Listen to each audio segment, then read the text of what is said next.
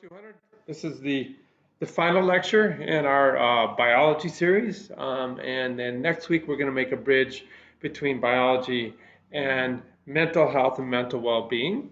And so yeah, let's get right into it. So you guys know the drill.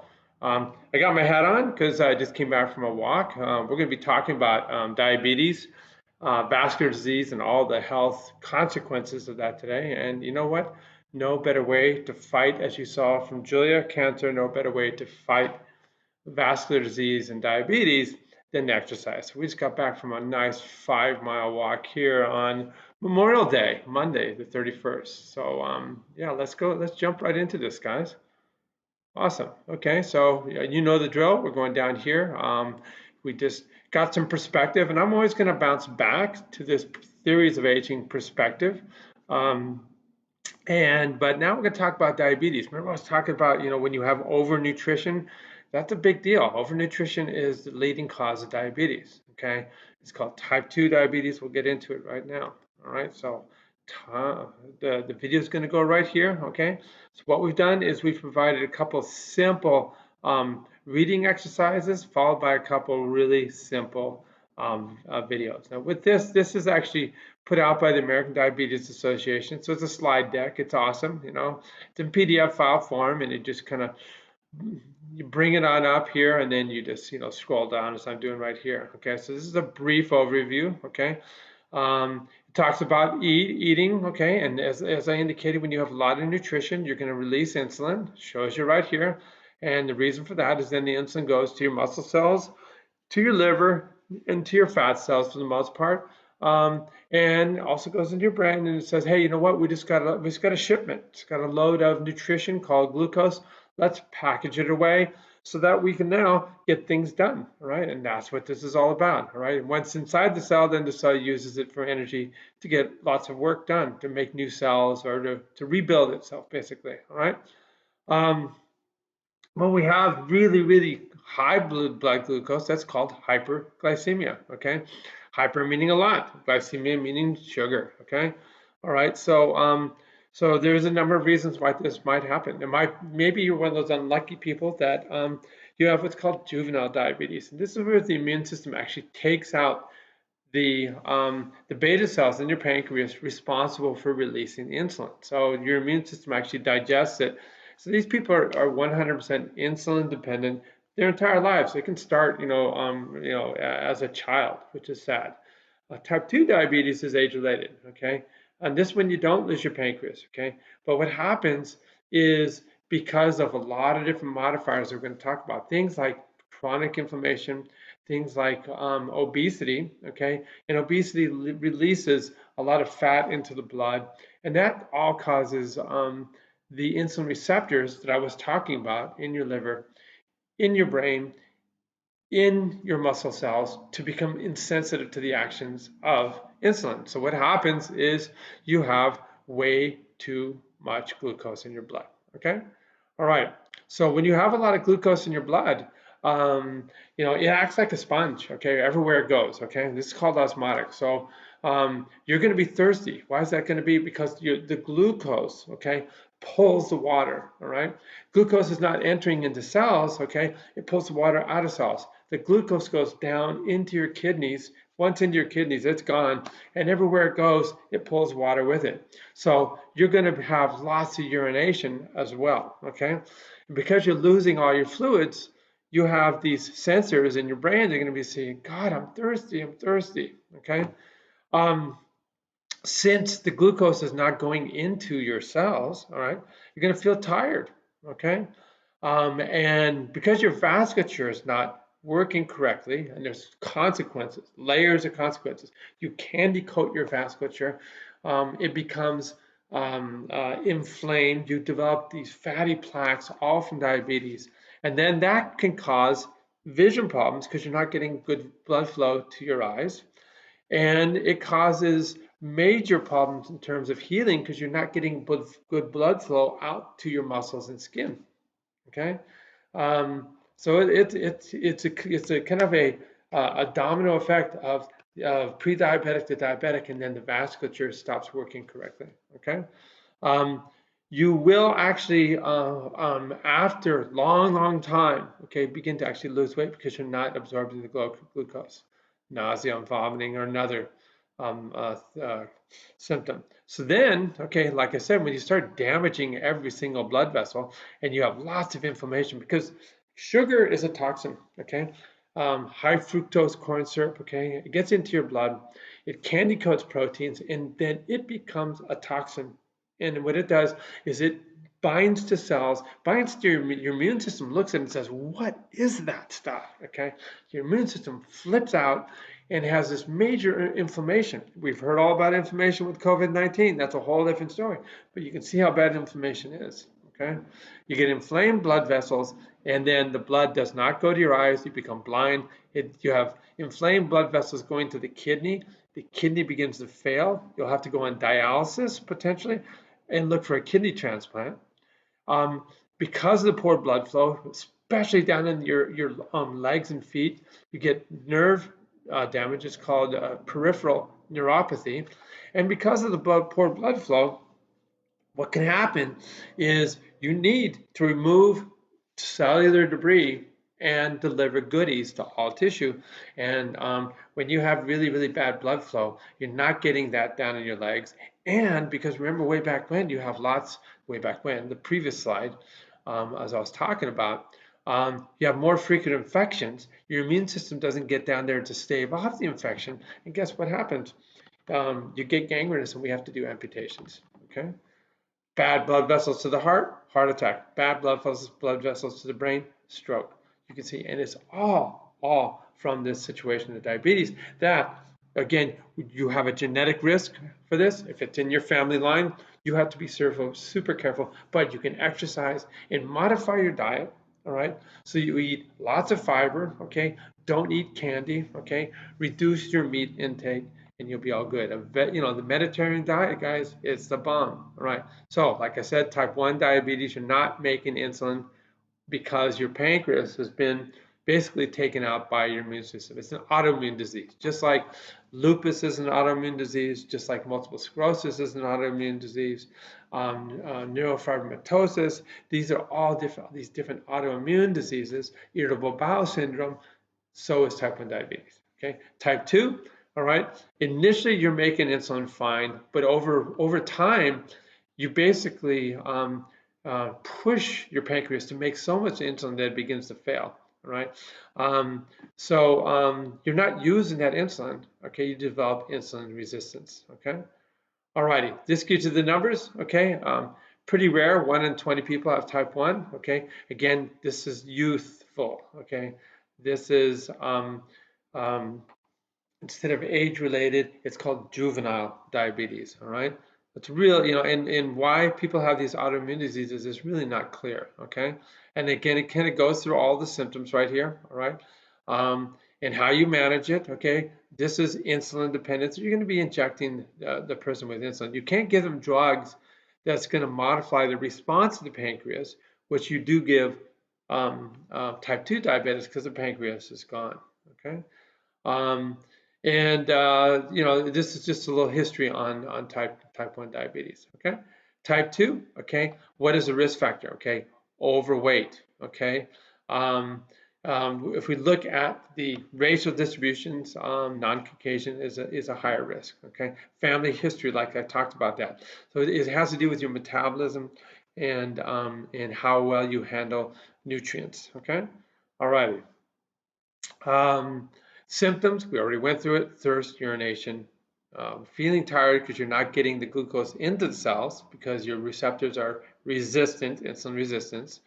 And in terms of what's going on, we're going to look at always educating, eating healthy, like I said, glucose monitoring.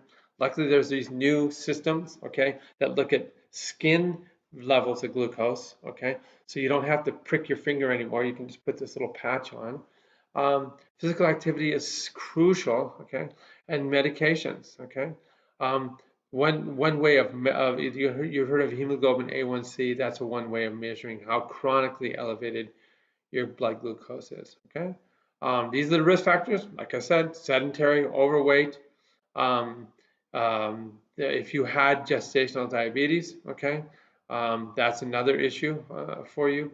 And then this is just looking at, this is a put out in 2015, and it looks at how regionally how it is and how things have transformed our country as we had this obesity epidemic. And you see here in the South, in the Southeast, these are the hot spots, and it's culture and diet.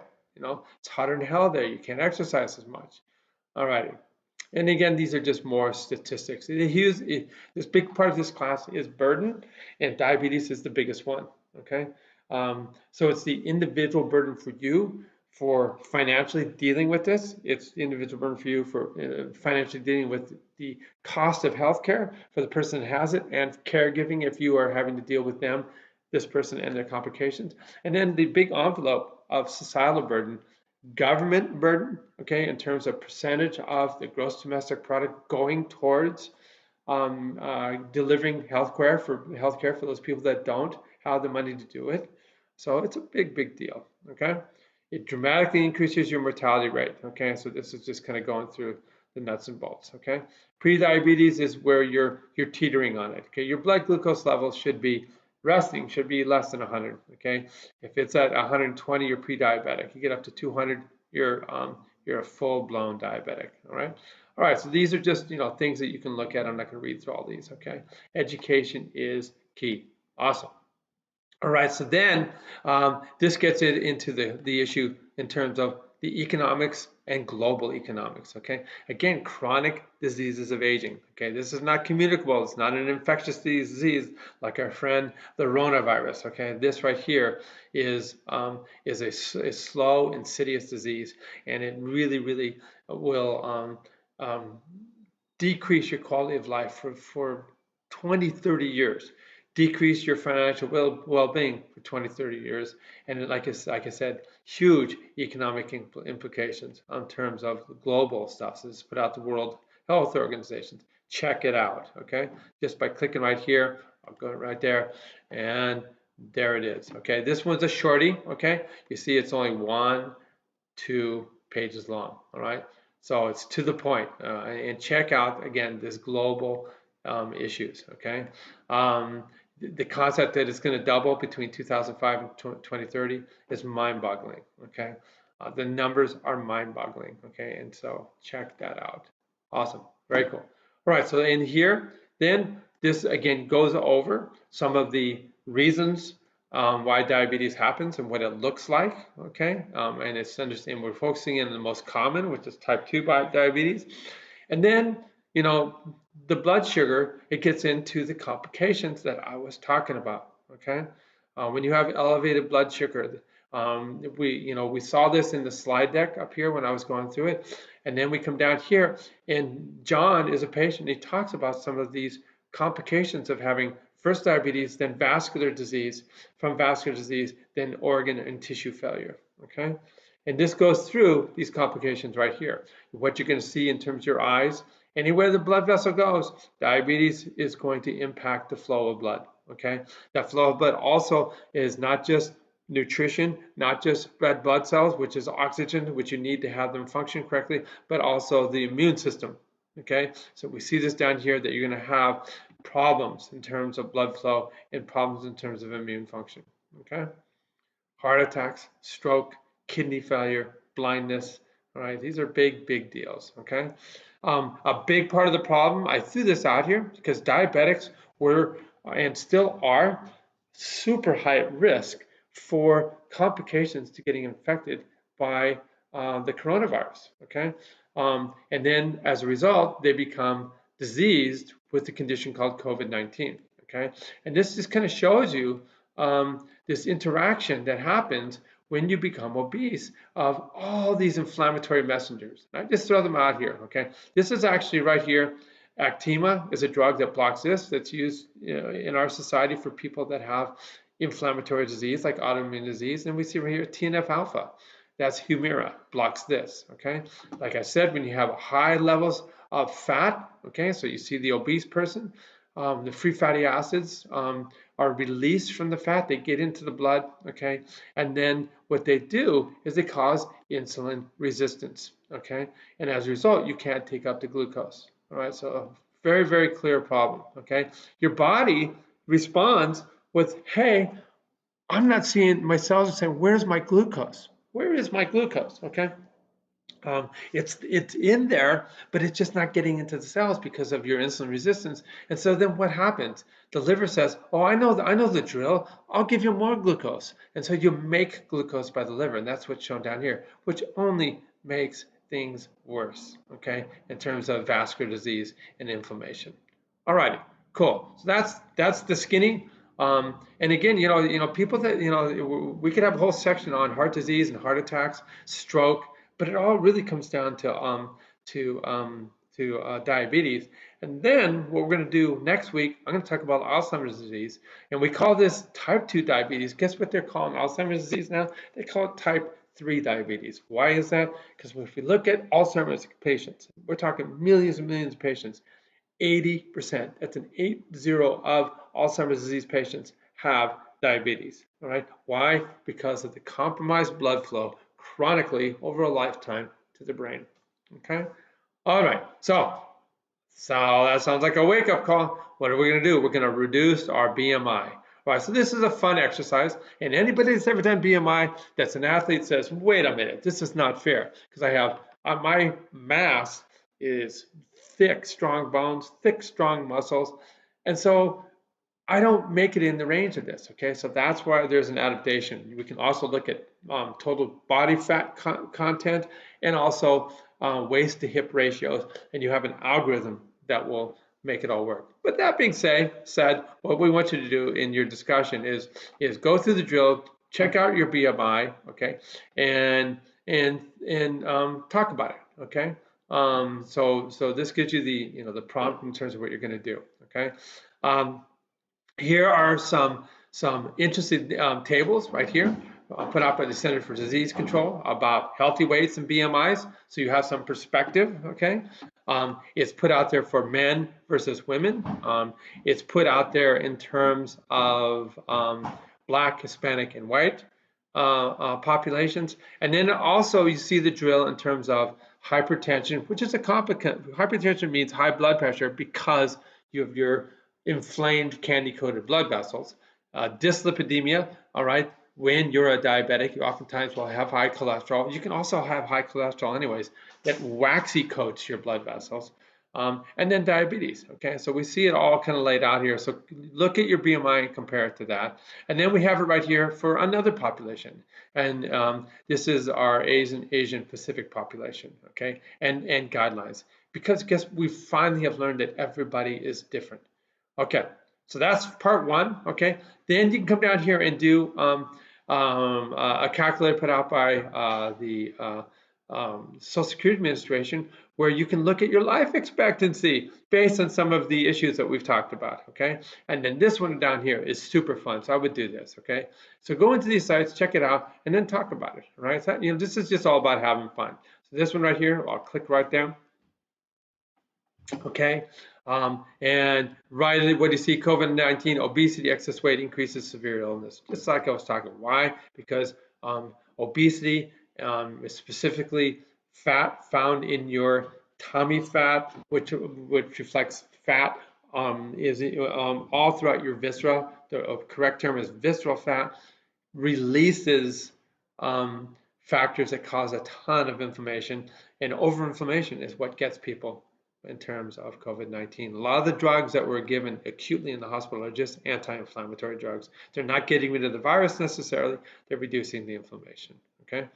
All right, because your body's doing the best, it has the best intention with inflammation, basically what I'm saying. Okay, all right, so we have child and teen calculator right here, and we have the adult body mass calculator. So you click right here, all right, and it takes you right here into the calculator, and you put your height, and so I'll put my height. I'm 6 feet, and I'm 0 inches, and I'm about 166 pounds. Okay, and that's all you get, man. Let's see what I'm gonna do. Calculate it out. All right. So my BMI is 22.5. I'm in the normal range. Yeah. Okay. You can see how unfair this would be, though. It really is unfair. Okay, so and that's why we have to consider the other factors like if you're big muscle then big bone, what is your total fat content and your waist to hip ratio. All right, so that's one part right here. Okay. All right, then you come down here. All right, let's check this out. Okay, these are really fun calculators, by the way. And I refer you back to the Social Security Administration has this all. So you have these calculators about retirement age calculator. Okay, um, government pension offset calculator. But how about this something like life expectancy? Okay, so you click right there. Okay, so I'm going to select. I'm a male. Date of birth June. All right. Coming up, guess whose birthday is going to be? 30. And then, of course, I'm an old dude. I'm going to be 65, right? So I'm going to put 56 right there. Awesome. Okay. All righty. Submit. Okay. All righty. Based on just average trends, okay, and the fact that I've lived this long, okay, um, I have projected additional life expectancy in years. Okay, cool. All right. So again, that's kind of silly. Let's get into one that's fun. All right. All right. So you come down here. This one we get to put a little bit of lifestyle in here. All right. And I put this because guess what? Investment companies, insurance companies, they have this algorithm as well, in terms of what your how much they're going to charge you for your life insurance. All right. Okay. So once again, I'm male, I'm white. All right. So now I get to put a little stuff in here, right? I am not 60. I am 65. Okay. I am about 100 in. Right. So I'll put myself at about 165 pounds. What's that? So I think I am because I just went for a walk. I'm 6 feet. Okay. Used to be 6'1". What happened to me? All right. 6 feet. Cool. All right. Education. Dude. All right. Um, marital status. Okay. Big one. All right. That dramatically just increased my life expectancy. Okay. Am I working? Working. Increase my life expectancy. Annual income. I'm doing pretty well. Level of fitness. I surf. We walk 5 miles a day. Right there. Okay. General health. I'm in pretty good health. Other than having to replace my joints because I'm an athlete. Do I have a diabetes? Life insurance companies want to know. No. My lifestyle, alcohol, all right, yeah, so I have about maybe a little bit more than that. Okay, let's put it out here. Oh, I can't even reduce that. Okay, dude. Okay, I'll put it right there. Okay, I'm maxing out on the alcohol. You know what? Because you know what the blue zone theory of longevity is? 2 glasses of wine a day. I'm in. Okay, all right. Smoking, never smoked. All right. All right, just kind of goes through everything that we have here, okay? Calculate my life expectancy, all right? So it already has everything that I'm good. I'm married, I'm a college graduate, I work out, I drink a little, all right? All right, let's check this out. Bum, ba, bum, ba, bum, ba, ba, bum, bum, ba, ba, bum. How'd I do?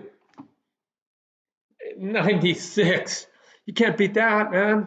All right, very cool. All right, guys. So that is where we're going to end. Have fun with that one. Discuss it, okay? And we know what we're going to do. We'll check you guys out later. Peace.